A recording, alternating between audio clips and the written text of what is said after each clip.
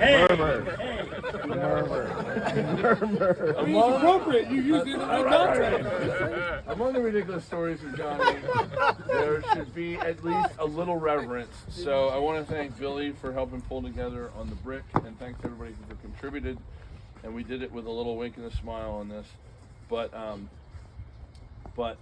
we wanted at least a little bit of a ceremony, something. There's not going to be any service or anything else, so we pulled together. I pulled together a few thoughts, and we're gonna actually. I figured at the end we're gonna do something we've never done for me. We're gonna sing a few verses of Amazing Grace, and so we're gonna pass out some lyrics for that. No. There's not enough for everybody, so share if you will. But I got more than one here. My gloves. Yeah, help me with that, Kev. Yeah, they're hard to. Gloves are hard to deal with. Anyway, hey, riff rap. I was going to bring a little bit of ceremony and even a little religion in this. Johnny was not an insanely religious person, but I think we just found out he was Catholic. Yes. I mean, wow, that was a development He did that well. We didn't see coming. Yeah, he really closeted that quite well. But what I did was I'm drawing from multiple religions on really what a friend means, because when I think of Johnny G, I definitely think of a friend, and from the New Testament, coincidentally, John 15:12-15. My command is this: love each other as I have loved you. Greater love has no one than this, to lay down one's life for one's friends. I have called you friends, for everything I've learned from my Father I have made known to you. That's the value of friends. From the section of Tanakh, which is the Hebrew Bible, which is also the Christian Old Testament. Proverbs: a man of many companions may come to ruin, but there's a friend who sticks closer than a brother. From the Quran: a true friend is he who regards his friend in three situations: ordeal, absence, and death. Here we are today. Try to have as many possible true friends, for their supplies in joy and shelters in misfortune. From the Buddha: there's a conversation between Lord Buddha and his disciple Ananda, in which Ananda enthusiastically declares, "This is half of the holy life, Lord. Admirable friendship, admirable companionship, admirable camaraderie." And the Buddha says, "Don't say that. Don't say that. Admirable friendship, admirable companionship, admirable camaraderie is actually the whole of holy life. When you have admirable people as friends, companions, and comrades, you can be expected to develop and pursue the noble path." And then finally, there's a Hindu philosopher who says, "The real friendship is like fluorescence. It shines better when everything has darkened." And today is probably as good an example of that. Everyone has sort of said the same thing. I'm really sorry for why we're gathered here today. But if you look around, there are people who haven't seen each other in 30 years. There are people who haven't seen each other since we lived over in what is now called Unit-M. There are people that we're just meeting for the first time, and everyone's here for Johnny Grant, who touched a lot of lives, and who I will miss immeasurably as a friend. So I think Rob was going to say a few words as well. Yeah, thank you. I struck earlier today, I mentioned this to the people I was at the table with. There are very few people that we know in our lives outside of our college experience that have the same breadth of family and brotherhood and friendship. I don't know anybody that outside of this group that gets together with 30 people on a regular basis like this. We're very fortunate, and we should think on that, and not just in this occasion, but always.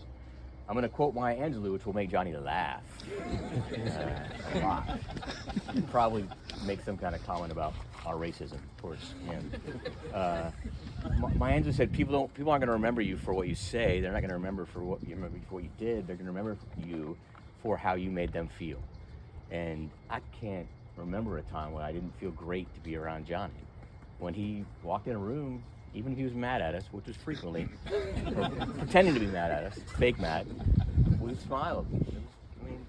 He lit up the room with us, for us.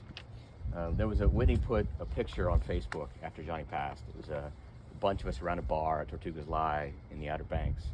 And Johnny's sister, who not many of us have met, commented on that and said, among other things, "He loved you so much."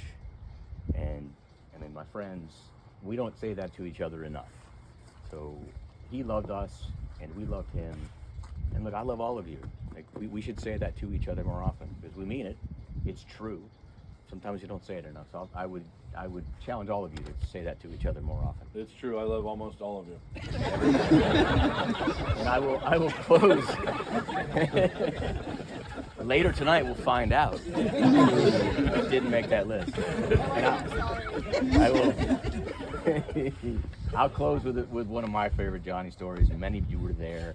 We were at a brew pub called the Weeping Radish in the Outer Banks. And the way the Weeping Radish worked back in the day was you were cut off after 3 beers.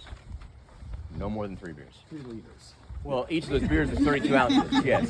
Details, Kevin. Details. Let me, if I may proceed. Each of those beers was 32 ounces, so it was a bit of a high-octane beer. Yeah, it took some stamina. And so as we were closing out, as many of us were finishing our 3rd liter, Johnny came in and said, "I've been asleep outside for 2 hours. You guys didn't fucking miss me? Nobody fucking missed me?" And I would say, we didn't then. But Johnny, I miss you. We miss you. I love all of you, and I love Johnny. Amen. Sort of wanted to give, I don't know, we wanted to keep this just a tiny touch reverent, and maybe we'll sing the hymn now. But we do want the stories to keep flowing, so whether it's now or perhaps more we're in a warmer place, we can all start telling Johnny stories, because once we get going, we might not stop.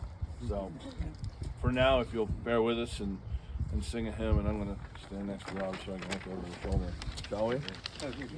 Okay. And a 1, 2, 1, 2, 3. Amazing grace, how sweet the sound that saved a wretch like me. I once was lost, but now I'm found. Was blind, but now I see. 'Twas grace that taught my heart to fear, and grace my fears relieved. How precious did that grace appear the hour I first believed. Through many dangers, toils, and snares, we have already come. 'Twas grace has brought us safe thus far, and grace will lead us home. When we've been there 10,000 years, bright shining as the sun, we've no less days to sing God's praise than when we first begun. Amazing grace, how sweet the sound that saved a wretch like me. I once was lost, but now I'm found. Was blind, but now I see.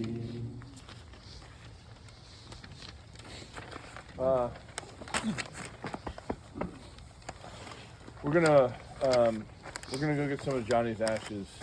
The family reached out and really unprovoked said, "Hey, we'd love you all to have a third of his ashes to scatter." we're saving a little bit to go down to the Outer Banks this summer and put them in the ocean. But we're going to take some over to Pine Lam right now. If anybody wants to come into the house, warm up for half a minute, and maybe grab a roadie, and then we're going to walk a block away to Pine Lam, and we're going to scatter the ashes and have a toast. Sound good? That's good. Right on.